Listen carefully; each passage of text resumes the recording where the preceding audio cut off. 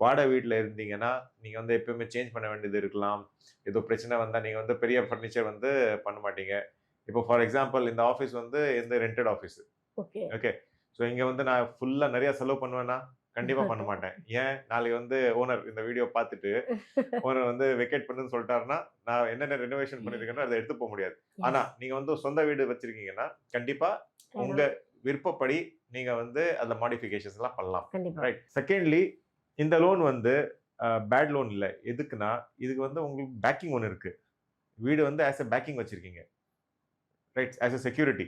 So நாளைக்கு வந்து உங்களால கட்ட முடியல, எதுவும் இல்லன்னா, வீடோட பிரைஸ் கூட ஏதாவது கொஞ்சம் அப்ரிஷியேட் அட்லீஸ்ட் ஆயிருக்கும். அது வந்து நீங்க எப்பயுமே வித்துட்டு திருப்பி லோன வந்து குளோஸ் பண்ணலாம். ம். Worst case scenario. Right. Okay. அது வந்து வாடகை வீட்ல இருந்தா, மத்த லோன்ல இருந்தா அந்த மாதிரி முடியாது. ஒரு பர்சனல் லோன் வந்து 13, 14% இன்னைக்கு வந்து உங்களுக்கு கிடைக்க போகுது. ஆர் வேற ஏதோ லோன் எடுத்தீங்கன்னா அதிகமா கிடைக்கும்.